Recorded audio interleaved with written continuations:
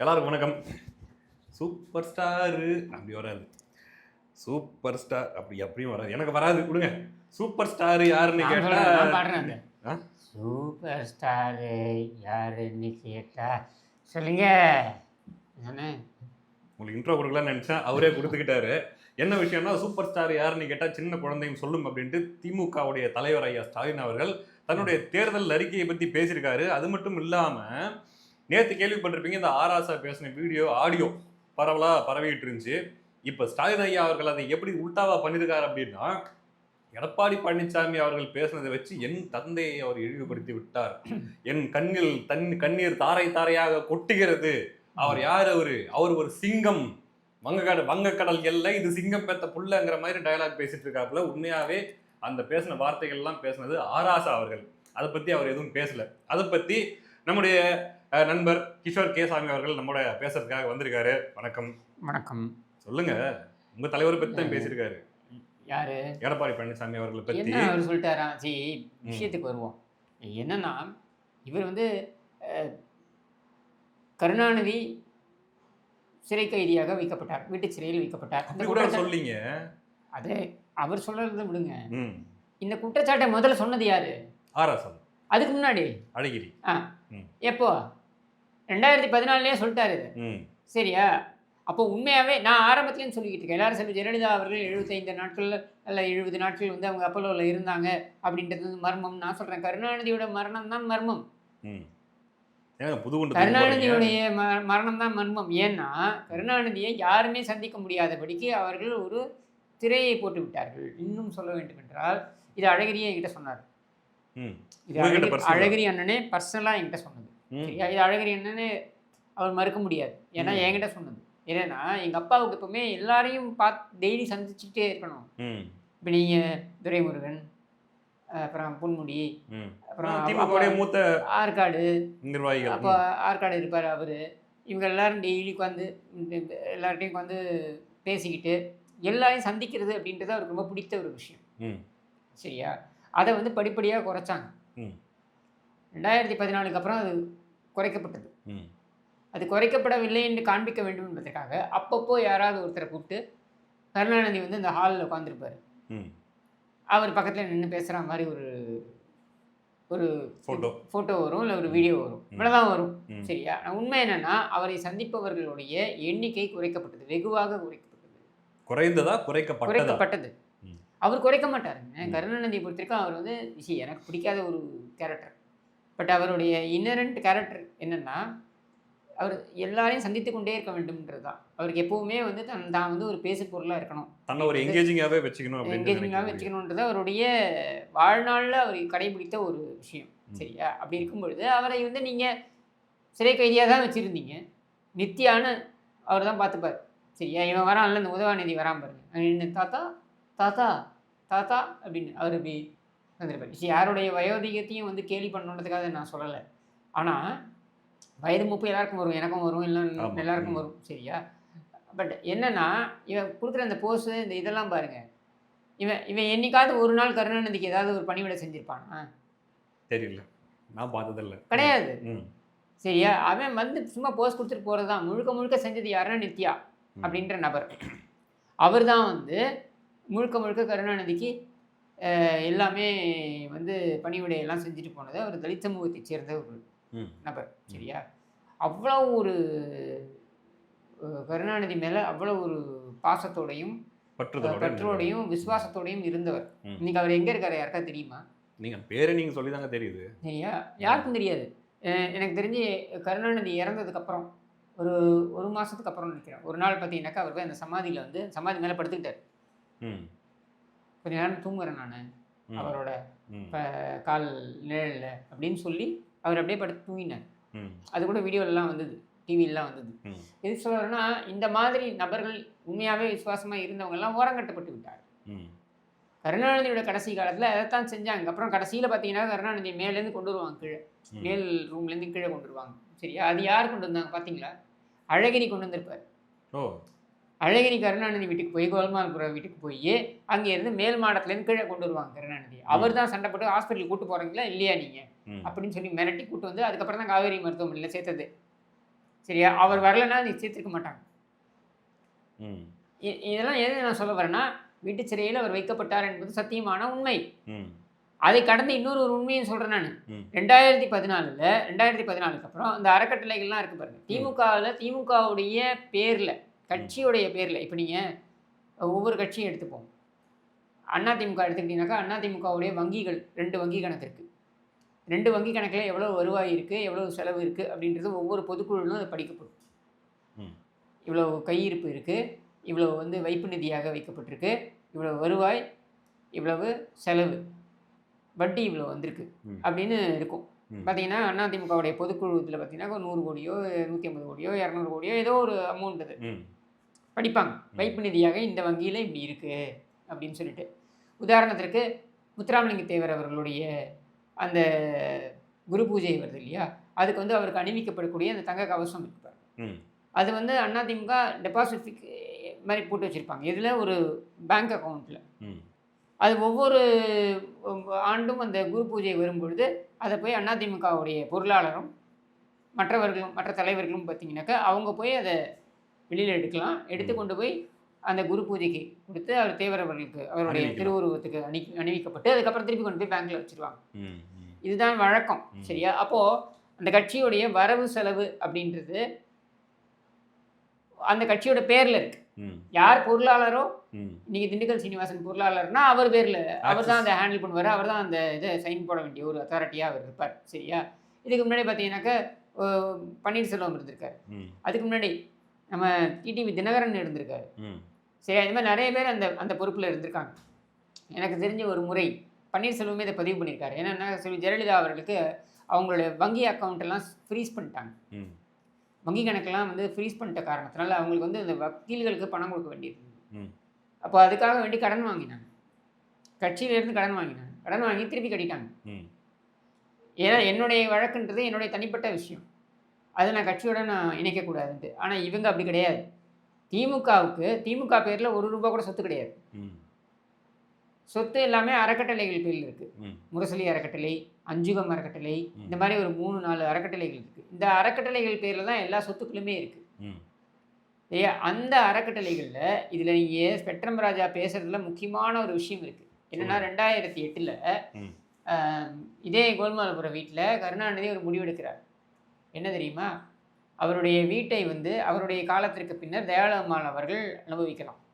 தயாளம்மாளுக்கு அப்புறம் அந்த கோல்மாலபுரம் வீடு அப்படின்றது வந்து மருத்துவமனையாக மாற்றப்படும் அப்படின்றது தான் அவர் சொன்ன அந்த முடிவு. அந்த முடிவுக்காக அவர் என்ன பண்ணுறாரு, ஒரு அறக்கட்டளையை உருவாக்குறாரு. அந்த அறக்கட்டளையில் ஸ்பெக்ட்ரம் ராஜாவும் ஒரு அறங்காவலர். சரியா? இப்போ அது இருக்கா? இல்லை, எல்லாமே நீக்கப்பட்டிருக்கு. ராஜா சொல்கிறாருல லாக் வச்சுருக்கேன்ட்டு, இதெல்லாம் தான் அவர் வச்சிருக்கிற லாக்கு. புரிஞ்சுதா? ஏன்னா இந்த அறக்கட்டளைகள் எல்லாமே இது விவரங்கள்லாம் தெரிந்தவர் ஸ்பெக்ட்ரம் ராஜா. இப்போ இந்த அறக்கட்டளைகளில் யார் யார் பெயர்களை கொண்டு வந்திருக்காங்க 2014க்கு அப்புறம் அப்படின்னு பார்த்தீங்கன்னா, நிறைய பெரிய பொது வாழ்க்கையில் இருக்கக்கூடிய நபர்களும் அதில் இருந்தாங்க. உதாரணத்திற்கு ஔவை நடராஜன் போன்றவர்கள்லாம் இருந்தாங்க அதில். அதையெல்லாம் நீக்கிட்டு ஸ்டாலின் மகள் செந்தாமரை, சபரீசன், உதவாநிதி, கிருத்திகா, என்ன இவங்க எல்லாரும் அறங்காவலர்களாக கொண்டு வரப்பட்டிருக்காங்க. இதை நான் குற்றச்சாட்டாவே வைக்கிறேன். ஆராசா அவர்கள் இப்போ இருக்காரா? அவங்க எல்லாம் நீக்கிட்டாங்க. அவரும் போயிட்டாரா? ஆமாங்க, அந்த அறக்கட்டளையிலேருந்து எல்லாம் நீக்கிட்டாங்க. அப்புறம் அந்த பவர் இருக்குது, எனக்கு அந்த லாக் இருக்குன்னா நீ இதெல்லாம் பண்ணன்றது வெளில சொல்லுவார்ல, இன்ஃபர்மேஷன் இருக்குது, அது மட்டும் இல்லாமல் ப்ரூஃப் இருக்குல்ல. ஸ்டாலின் செக்கை வாங்கினாரு அப்படின்ட்டு அது அடுத்தது வரேன்.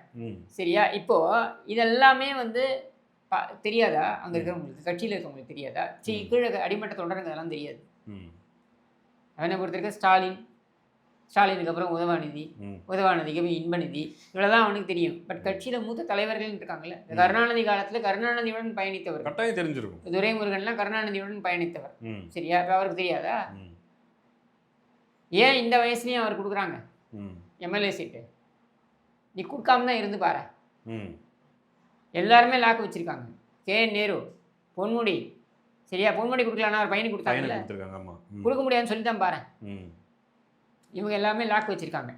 லாக்கு வைக்காத ஆட்கள் யார் தெரியுமா?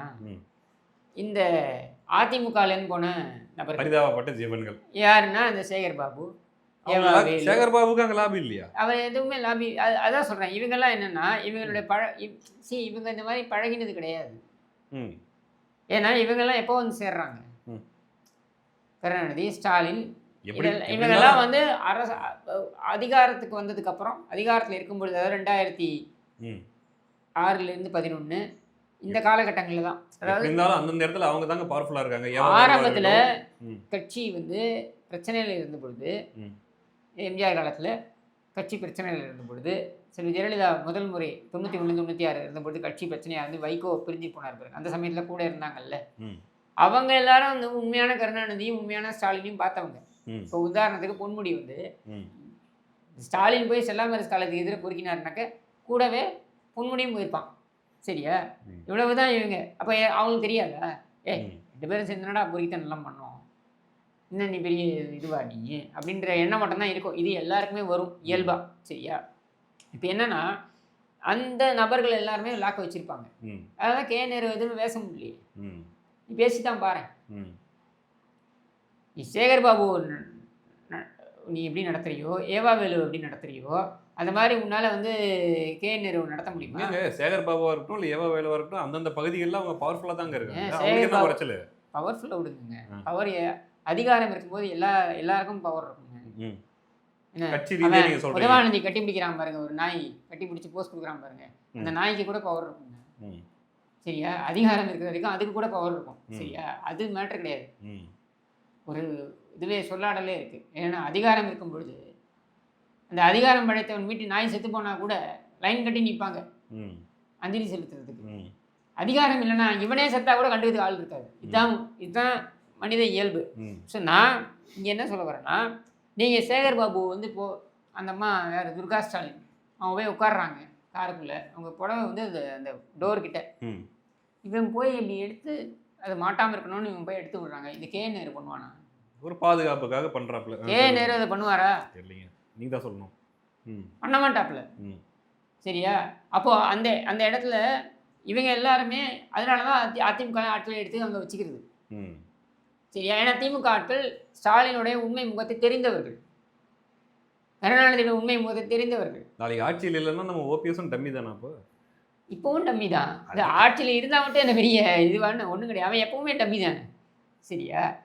அப்போது என்னன்னா இந்த சொத்துக்கள்லாம் இருக்குது பாருங்க, இந்த சொத்துக்கள் வந்து இதெல்லாம் ராஜாவுக்கும் தெரியும். அதனால தான் அவன் கேள்வி கேட்குறாரு. அவர் நியாயமான கேள்விகள் தானே கேட்குறாரு. உனக்கு ஏன் அது சொல்கிறதுக்கு உனக்கு ஏன் கோவம் வருது? சரி, அவர் நியாயமான கேள்வி. எடப்பாடி பழனிசாமி மேலே ஏன் கோவம் வருது? அதுதான் எனக்கு புரியல. அதை தான் உங்ககிட்ட கேட்க வந்தேன் நான். இப்போ இதையெல்லாம் சொன்னது யாரு? ராசா. அவன் வந்து சொன்னானா இது மாதிரி வந்து நான் இதெல்லாம் பேசலைன்னு? உன் கட்சியோட எம்பி தானே, உன் கட்சியில் முக்கியமான பதவியில் இருக்கிறவன் தானே. அவன் சொன்னானா? துணை பொதுச் செயலாளரோ ஏதோ ஒரு பதவியில் இருக்காப்புல அவர் சொன்னாரா? சொன்னாப்பிலையா? இல்லை. அப்புறம் நீ எப்படி வந்து நீ முடிவு பண்ணுற எடப்பாடி பழனிசாமி வந்து பேசியிருக்க கூடாது எங்கள் அப்பாவை பற்றின்ட்டு? உங்கள் அப்பாவை பற்றி வண்டையாக பேசுனது அவன். அதுதான் கேட்குறேன். நீங்கள் கேட்குறதா இருந்தால், திட்ட வேண்டியதாக இருந்தால், உங்கள் ஒட்டுமொத்த கோபத்தையும் காட்டுறதா இருந்தால் நீங்கள் காட்ட வேண்டியது ஆராசா மேலே. காட்ட முடியாது. ஏன்னா அதான் லாக் வச்சிருக்காப்புலையே. அதனால உன்னால முடியாது. அப்ப நீ என்ன பண்ற? மடைமாற்றம் பண்ணி இதை சிம்பத்தி நல்லா புரிஞ்சுக்கோங்க. கருணாநிதிக்கு எந்த காலத்தையும் சிம்பத்தி வராது. இல்ல, தெரிஞ்ச விஷயம் தான். சரியா? நீ தலைகீழ் தண்ணி குடிச்சாலும் வராது. ஒரு எம்ஜிஆருக்கோ ஒரு செல்வி ஜெயலலிதாவுக்கோ வரக்கூடிய சிம்பத்தி என்பது கருணாநிதிக்கு எந்த காலத்திலையும் வராது. திமுக காரங்களை தவிர்த்து மற்றவங்களுக்கு வராது. திமுக காரனுக்கு விஷயம் தெரியும்.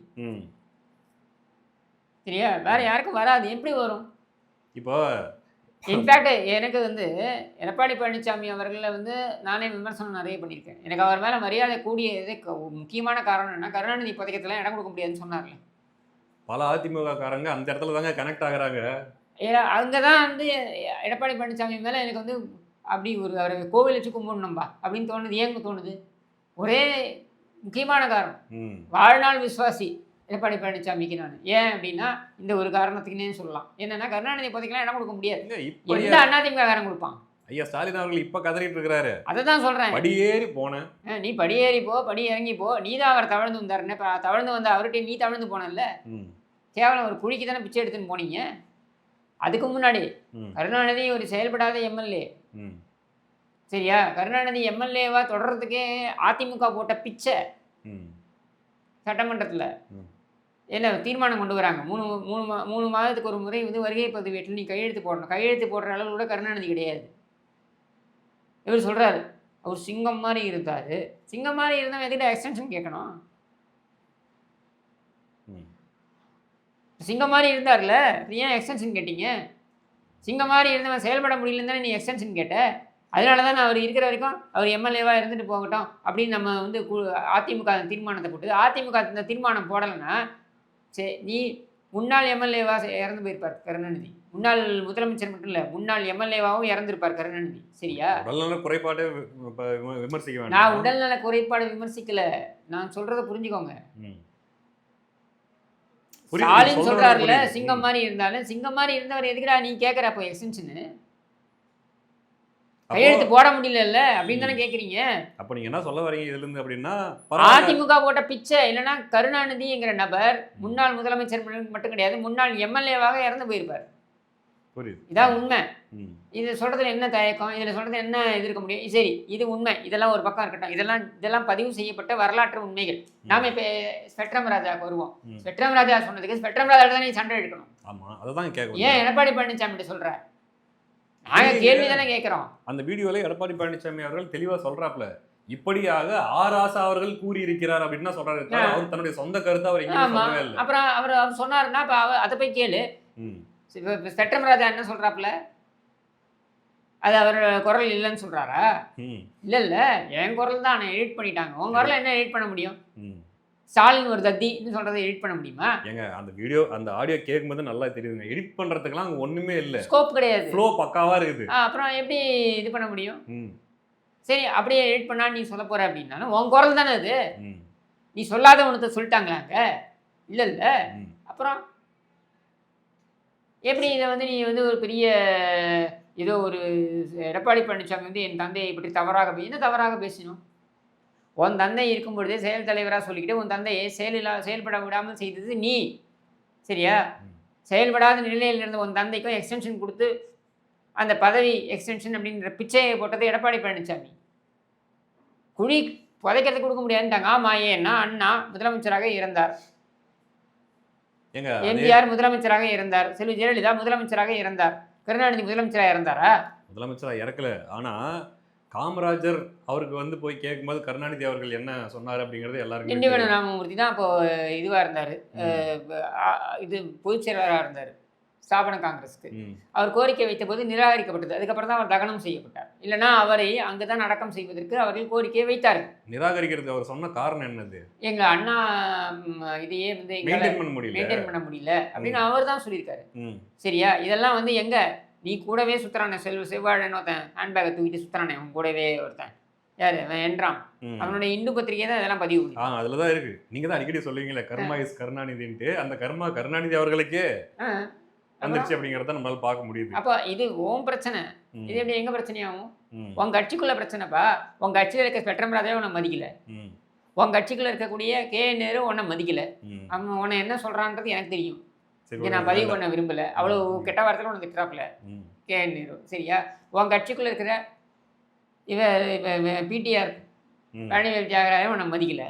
இப்படி யாருமே உன்னை மதிக்கலன்றதுதான் உண்மை. ஏன்னா நீ ஒரு டம்மி பீஸ். இவரு சொல்றாருல்ல, இவர் என்ன போய் இதுல டெல்லியில போய் இங்கிலீஷ்ல பேசி கிழிச்சிருவாரா அப்படின்ட்டு அந்த ரெக்கார்டிங் வருது இல்லையா? ஆமா, உண்மைதானே. ஸ்பெக்ட்ரம் ராஜா எனக்கு பிடிக்கலனாலும் உண்மையை தானே சொல்லியிருக்காப்புல. இல்ல ப்ரோ, எனக்கு என்ன புரியாத ஒரு விஷயம் என்ன அப்படின்னா, இவர் சொல்ல நீங்க நான் என்ன கேட்குறேன்னா, உங்க அப்பாவை பத்தி மேற்கோள் காமிச்சாருன்னு கொதிக்கிறல்ல, அதுல வேற என்ன சொல்லியிருக்காப்புல ஸ்பெக்ட்ரம் ராஜா? நீ பணம் வாங்கின, ஆமா நீதான் பணம் வாங்கின, ஸ்டாலின் பணம் வாங்கினார், அதுக்கு ஒரு விளக்கத்தை கொடுங்க. கொடு, ஏன் ஒரு அறிக்கை விட இதுக்கு பொங்குறாரு, பயங்கரமா சென்டிமெண்ட் எடுத்துட்டு வராரு. அப்படின்னா வீட்டில் இருக்கிற பொம்பளை ஜெயிலுக்கு அமைச்சிருக்க நீ. நம்ம வீட்டில் இருக்க பொம்பளைங்களை வந்து போலீஸ் ஸ்டேஷன் கூப்பிட்டு போனால் நம்ம எவ்வளோ பரிந்து வைப்போம். என்ன அது வீட்டில் இருக்க பொண்ணை வந்து போலீஸ் ஸ்டேஷன் கூப்பிட்டாங்களே அப்படின்னு நம்ம எவ்வளோ இது பண்ணுவோம். நீ வீட்டில் இருக்க பொம்பளை அசால்ட்டா ஜெயிலுக்கு அனுப்பிட்டு உட்காந்துருக்க நீ பேசுறியா? இல்லைங்க, உன் அரசியல் அங்கே காட்டு, இல்லை எங்கள்கிட்ட காட்டுற. எனக்கு புரியாத ஒரு சமாச்சாரம் என்ன தெரியுமா? இதில் இவர் ஒரு ஸ்டண்ட் இப்போ எடுக்கிறாரு. இப்போ ஒன்றும் இல்லை, இதே ஆராசா தான் இப்போ இந்த மாதிரி பேசியிருக்காரு. பட் இதே ஆராசா எடப்பாடி பழனிசாமி அவர்களை பற்றி போன ஒரு தடவை பேசினார் தேர்தல் அப்போ. எடப்பாடி பழனிசாமி அவர்களுடைய தாயை பற்றி பேசினார் இல்லையா? உண்மையிலேயே உங்களுக்கு அப்பா சென்டிமெண்ட், உங்களுக்கு அம்மா சென்டிமெண்ட், அந்த அளவுக்கு நீங்கள் அவங்கள மதிக்கிறீங்க அப்படின்னா அந்த டைமில் என்ன பண்ணீங்க? அவர் இத்தனைக்குங்க தேர்தல் பிரச்சாரத்தில் வந்து கண் கலங்கிட்டார் எடப்பாடி பழனிசாமி அவர். ஆமாம். ஏன்னா அந்த சொன்ன வார்த்தை அந்த மாதிரியான ரொம்ப ரொம்ப மோசமான வார்த்தை ஆராசா அவர்கள் பேசுனது. சரிங்களா? அப்போ உன் கட்சிக்காரன் வந்து அவனா பேசுறான். ஆனா உன் கட்சிக்காரன் பேசுனதை எடுத்து எடப்பாடி பழனிசாமி அவர்கள் இப்படி சொல்றாருன்னு சொல்றாரு. இது வரைக்கும் எடப்பாடி பழனிசாமியோட பிரச்சாரத்தில் எங்கேயாவது தரம் பேசியிருக்காரா? சொல்ல முடியுமா நீ? திரு ஸ்டாலின், திரு உதயநிதி ஸ்டாலின் இப்படித்தானே அவர் சொல்றாரு. திரு ஸ்டாலின் அவர்களே அவர்களேவும் கரெக்டாக ஆமாம், அது எங்கேயாவது அவர் வந்து தரம் பேசியிருக்காரா? நீ அப்பனும் மகனும் என்ன பேசுறீங்க? திரும்பி தவழ்ந்து வந்தார், காலுக்கடியில் பூந்துவர், எவ்வளோ மோசமா நாராசமா பேசுறது நீங்க தான். சரியா? அது உங்களுடைய தரம், ஏன்னா உங்க குடும்ப டிஎன்ஏ அது மாற்ற முடியாது. சரியா? ஆனால் இங்கே அவர் அந்த மாதிரி பேசினாரா? இல்லையா? அப்புறம் அவர் மேலே ஏன் பாயற? நீ பாய வேண்டியது யார் மேலே? வெட்டமராஜா மேலே பாயி. உனக்கு தைரியம் இருக்கா? அப்படின்னா லாக்க வச்சிருக்கானே உனக்கு. இன்னொன்று, நிஜமாவே இது ஒர்க் அவுட் ஆகும்னு நம்புறாரா ஸ்டாலின் அவர்கள்? இந்த மாதிரி இந்த நேரத்தில் வந்து ஒரு அப்பா சென்டிமெண்ட் எடுத்து நம்ம போட்டோம் அப்படின்னா ஒரு மண்ணாங்கட்டி ஒர்க் அவுட் ஆகாது. ஏன் நான் கேட்குறேன், இந்த அதிமுக எம்ஜிஆர் ஆட்சி அமைப்போம் அதிமுககாரன் சொல்லுவான், ஆட்சி அமைப்போம் காங்கிரஸ்காரன் காமராஜர் ஆட்சி அமைப்போம் சொல்லுவான். சரியா? பிஜேபிக்காரன் பார்த்தீங்கன்னா வாஜ்பாய் ஆட்சி அமைப்போம், இல்லை நரேந்திர மோடி போல ஒரு ஆட்சி அமைப்போம்னு சொல்லுவான். வாஜ்பாய் ஆட்சி முக்கியமாக சொல்லுவான். சரியா? நீ சொல்ல பார்க்கணும், கருணாநிதி ஆட்சி அமைப்போம்னு சொல்ல, திராவிட மாடல். அது என்ன திராவிட மாடல்? ஏன் கருணாநிதி ஆட்சின்னு சொல்லிட்டு போ. கடல்லே இல்லையாங்க. நானும் இத்தனை தேர்தல் பிரச்சாரம் இவ்வளோ 5 வருஷத்துல ஈவன் இப்போ எலெக்ஷன் டைம்ல கூட கலைஞருடைய ஆட்சியை அமைப்போம் அப்படின்ட்டு ஒரு வார்த்தை சொல்ல முடியாது. சரியா? அதை ஏன்னா அவங்க எல்லாருக்குமே தெரியும் கருணாநிதிக்கு பெரிய ஈர்ப்பு கிடையாது. சரியா? நீ வேணா உனக்கு சிங்கமாக இருக்கலாம், அவங்கவுங்க வீட்டுக்கு அவங்கவுங்களுடைய அப்பா அவங்கவுங்களுடைய மகன்றவங்க ஹீரோ தான், உனக்கு வேணா இருந்துட்டு போகலாம். எங்களுக்குலாம் என்ன இருக்குது? எங்களுக்கு கருணாநிதி வித்தவுட் டிக்கெட் தான், எங்களுக்கு கருணாநிதி திருட்டு போயதான். அது என்னோட எண்ண ஓட்டம். நீ என்னோட எண்ண ஓட்டத்தை எப்படி மாற்றுவ? நீ வழக்கு போடுவியா? இல்லை, இவங்க என்ன நினச்சிட்டு இருக்கிறாங்க அப்படின்னா, ஒருவேளை நான் நினைக்கிறேன் அப்படின்னா, எப்படி எம்ஜிஆரை பற்றி ஏதாவது ஒன்று யாராவது தப்பாக பேசுகிறாங்க அப்படின்னா தமிழ்நாடு முழுக்க அது பேச்சு பொருளாவது, மக்கள் எல்லாம் அதை பற்றி கொந்தளிப்பாங்களோ, அந்த மாதிரி கருணாநிதி அவர்களை பற்றியும் ஒரு வய கொந்தளிக்க மாட்டான். ஒரு வய கொந்தளிக்க மாட்டான். நான் சொல்கிறேன். சரியா? அது அதுக்குன்னு ஒரு ராசி இருக்கு. உன் குடும்பத்துக்கு அது கிடையாது, முக்கியமாக கருணாநிதிக்கு அது கிடையாது. அதனால தான் நீ வந்து பார்த்தீங்கன்னா, நீ 50 ஆண்டு கால அரசியல் எல்லாம் இருக்கட்டும், கடைசியில் செத்து போனது எப்படி? முன்னாள் முதலமைச்சராக தானே செத்து போனேன், எதிர்கட்சி தலைவரோட இல்லையே, எதிர்கட்சி அந்தஸ்து கூட இல்லாத அளவுக்கு தான் நீ போன. சரி ப்ரோ, நம்ம பேசிட்டு இருக்கும்போது ஒரு இன்ட்ரெஸ்டிங்கான ஒரு விஷயத்தை நீங்கள் சொன்னீங்க. என்ன அப்படின்னா, இந்த விஷயத்துக்காக சேகர் பாபு அவர்கள் கொந்தளிச்சிருக்காப்புல. சேகர் பாபு யார்? இதே சேகர் பாபு 2001 2006 காலகட்டத்தில் பார்த்தீங்கன்னாக்க அதிமுக ஆட்சி 2006 2011 காலகட்டத்தில் அடிக்க பாஞ்சாப்பு. யார்? கருணாநிதி. பயங்கரம். கருணாநிதியை அடிக்க பாஞ்சாப்புல. இப்போ KKSSR இவங்கெல்லாம் தடுத்தாங்க. சரியா? இதெல்லாம் இதுலேயே இருக்கு, ஆன் ரெக்கார்டு இருக்கு. சரியா? இதே சேகர் பாபு 2010 திமுகவுக்கு தாவினாப்பு. புரியுதா உங்களுக்கு? அப்போ 2006 2007 கருணாநிதி அடிக்க பாஞ்ச நீ கருணாநிதியை நாங்கள் அவமரியாதையாக பேசிட்டோம்னு சொல்றது உனக்கு என்ன யோகிதை இருக்கு? வைகோ பேசுறாப்புல, வைகோ பேசா கருணாநிதியை பற்றி. என் வாழ்நாளில் அந்த துரோகியுடன் நான் என்றைக்கும் நான் வந்து பேச்செல்லாம் திமுகவை பற்றி யாருமே பேச முடியாது. அவ்வளோ மோசமாக பேசிட்டு நாவடக்கம், உனக்கு நாவடக்கம் இருக்கணும். முதல்ல நீ பேசி நீ உனக்கு நாவடக்கம் இருந்தால் நீ இந்த நிலைமையில் வந்து நின்றுப்பியா? 4 சீட்டு, அந்த 4 சீட்டும் அவன் உதயசூரில் நில்லுன்னா நின்றுட்டு இருக்க. நீ மானங்கட்டு போய் உனக்கு இந்த பேச்சு தேவையா? இதே வைகோ ப்ரெஸ் மீட் நடத்துகிறாப்புல 2006 2011 2011 ப்ரெஸ் மீட் நடத்துகிறாப்புல. 2010 ப்ரெஸ் மீட்டு என்ன தெரியுமா? அந்த இவன் இறந்து போனான் பாருங்க, சாதிக் பாட்ஷா. அந்த சாதிக் பாட்ஷா கொலை குற்றச்சாட்டு. அவனுடைய இது வந்து தற்கொலை கிடையாது, ம். அது கொலை அப்படின்னு சொல்லிட்டு அதுல வந்து குற்றம் சாட்டப்பட்ட நபரோ இல்ல சாட்சியோ ஒருத்தனை பக்கத்துல ஒரு சின்ன பையனை பக்கத்துல உட்கார வச்சுக்கிட்டு இவர் பிரஸ் மீட் கொடுக்குறாரு. ம். இந்த பிரஸ் மீட்ல சாதிக் பாட்ஷாவுடைய மரண வாக்குமூலம் அப்படின்னு ஒரு கடிதத்தை காமிக்கிறார். அந்த கடிதத்துல என்ன இருக்கு? ஸ்டாலினிடம் தான் அந்த பணத்தை கொடுத்தேன். ம். ஷாயித் பல்வா என்கிற அந்த குசேகாம் ஃப்ரூட்ஸுங்கிற நிறுவனத்துடைய அந்த காய்கறி கம்பெனிக்காரன் இருக்கான் இல்லையா, அவனோட சேர்ந்து நான் கல்கட்டாவிலிருந்து நாங்கள் வந்தோம். ம். சாதிக் பாட்ஷா வீட்டில் சந்தித்தோம். சாதிக் பாட்ஷாவோட சேர்ந்து நாங்கள் வந்து சட்டம் ராஜாவையும் கூப்பிட்டுக்கிட்டு நாங்கள் ஸ்டாலின் வீட்டுக்கு போனோம். ஸ்டாலின் வீட்டில் அந்த காசோலையை கொடுத்தேன். ம்.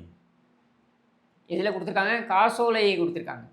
செக்கு ம். கலைஞர் டிவிக்கு ம். அந்த 200 கோடியோ 300 கோடியோ ஏதோ ஒன்று. அந்த காசோலையை வாங்கினது யாரு? ஸ்டாலின் அவர்கள். இப்போ அதே குற்றச்சாட்டு தான் ஆராசா அவர்கள் வைக்கிறாங்க. அதே தான் ராஜாவும் வைக்கிறாப்புல, ஸ்பெக்ட்ரம் ராஜாவும். ஸ்டாலின் தான் அதை வாங்கியது அப்படின்றப்ப ஸ்டாலின் விசாரிக்கப்பட வேண்டிய நபர். ம். A1 A2ன்னு சொல்றாங்க இல்லையா, முதல்ல A1 கொண்டு வரப்பட வேண்டியது இந்த வழக்குல ஸ்டாலின் தான். இல்லை ப்ரோ, என்னன்னா அவர் குருநாதர் வைகோ அவர்களாக இருக்கட்டும் அல்லது ஆராசா அவர்களாக இருக்கட்டும், மற்றவர்களெல்லாம் இப்போ வந்து பயங்கரமாக இந்த விஷயத்துக்காக பொங்குறாங்க. எடப்பாடி பழனிசாமி சரிங்க, ஸ்பெக்ட்ரம் ராஜா வந்து ஒரு அறிக்கை விட சொல்லு, என் குரலே இல்லைன்னு. இல்லை, அது வரல இது வரைக்கும். அப்புறம்? எதிர்பார்த்தோம் ஒரு அறிக்கை, ஒரு ப்ரெஸ் மீட்டு ஏதாவது ஒன்று வச்சு பேசுவாருன்னு எதிர்பார்த்தோம். நீ அதை மடை பத்தி மாற்றம் பண்ணி சென்டிமெண்ட்டை கொண்டு உன் குடும்பத்துக்குலாம் எந்த மக்களும் இங்கே எல்லாம் சென்டிமெண்ட் பட தயாராக இல்லை. ம். பார்வதி அம்மா அவர்கள் இங்கே வந்தாங்க இல்லையா, அதே கருணாநிதி, கேடுகட்ட கருணாநிதி தானே முதலமைச்சர். ம். ஒரு வயது முதிர்ந்த ஒரு பெண்மணி வந்திருக்காங்க, அவங்க யாரா வேணா இருக்கட்டும், எல்லாத்தையுமே இழந்து வந்திருக்காங்க. வந்திருக்காங்க. அவங்களுக்கு ஒரு அந்த பிளேன்லயே உட்கார வச்சு அனுப்பினீங்க, அந்த ஃப்ளைட்ல இதுல ஏர்போர்ட்ல கால் வைக்க விடாம திருப்பி அனுப்பினீங்களா? அவங்க வந்தது எதுக்காக? மெடிக்கல் ட்ரீட்மெண்ட் சிகிச்சை தான் கேட்கலாமா? வந்தாங்க. அந்த சிகிச்சை கூட கொடுக்க முடியாதுன்னு சொல்லிட்டு நீங்க அனுப்பினீங்களே. நீங்கள்லாம் வந்து உங்களுக்கெல்லாம் மனசாட்சியை பற்றி பேசுறதுக்கோ இல்லை மனிதாபிமானம் பேசுறதுக்கோ உங்களுக்கெல்லாம் யோகிதை இருக்கா? பாரு, நீ யோகிதை பற்றி பேசி உனக்கு மேலே யோகிதை இருக்கா? இறந்து விட்டாலே ஒருவர் புனிதராகி விட மாட்டார் அப்படின்னு தாமரை அவர்கள், கவிஞர் தாமரை அவர்கள் ஒரு தடவை நீ சொல்லியிருந்தாங்க. இருந்தாலும் புனிதம் கிடையாது, நீ செத்தாலும் புனிதம் கிடையாது. இப்ப இவங்க எந்த காலத்தில் நீ புனிதனாக முடியாது. நீ அயோக்கியன். கருணாநிதி ஒரு கடைந்து எடுத்த அயோக்கியன். இதை எந்த இடத்துல சொல்றதுக்கு எனக்கு தயக்கமே கிடையாது, கூச்சமே எனக்கு கிடையாது. கூச்ச நாச்சம் இல்லாத, ஏன்னா உன் குடும்பம் ஊர் பணத்தை எல்லாம் கொள்ளையடிச்சு வச்சுட்டு இருக்க, உன் குடும்பத்துக்கு திருட்டு பணத்தில் வாழற உனக்கே கூச்ச நாச்சம் இல்லையே, வெக்கம் இல்லையே, மானம் இல்லையே, ரோஷம் இல்லையே. நான் ஒன்று திருட்டு பணத்தில் வாழலையே, நான் ஏன் பயப்படணும்? நான் சொல்கிறேன், உன் குடும்பமே ஒரு அயோக்கிய குடும்பம். கருணாநிதி ஒரு கேடுகட்ட அயோக்கியன், ஸ்டாலின் ஒரு அயோக்கியன், உதவாநிதி ஒரு அயோக்கியன், அடுத்த இன்பநிதி தயாராகி கொண்டிருக்கின்ற அயோக்கியன். எனக்கு ஒன்றும் அதில் ஒன்றும் தயக்கம் கிடையாது சொல்கிறதுல. சரி ப்ரோ, என்னன்னா இப்போ அதான் இவ்வளவும் இந்த கர்மான்னு சொல்ற விஷயம்லாம் அப்படியே சுத்தி வந்து தனக்கே இப்போ ஆராசா வந்து எடப்பாடி பழனிசாமி அவர்கள் பேசினாரு. இப்போ இது ஆராசாக்கு இப்போ பேக் ஃபேர் ஆகிட்டு இருக்குது. அதே மாதிரி கருணாநிதி அவர்கள் காமராசருக்கு வந்து இந்த விஷயத்துல வந்து மெரினா விஷயத்துல தடை பண்ணாரு. இப்போ அதுக்கே வந்து ஐயா ஸ்டாலின் அவர்கள் தன்னுடைய அப்பாவை நினைச்சு புலம்புற மாதிரியான சூழ்நிலை இப்போ வந்து விட்டுருக்குது. பார்ப்போம் அடுத்தடுத்து என்ன நடக்குதுன்ட்டு. என்ன ஒன்று நம்புறாங்க, இப்படிலாம் நம்ம பண்ணா பயங்கரமா சென்டிமெண்ட் மக்கள்கிட்ட போய் ஒர்க் அவுட் ஆயிரும் நம்மளுக்கு. அது கருணாநிதியும் எடுபடாது. Right, okay. மக்கள் என்ன சொல்றாங்கன்னு பார்ப்போம். நன்றி.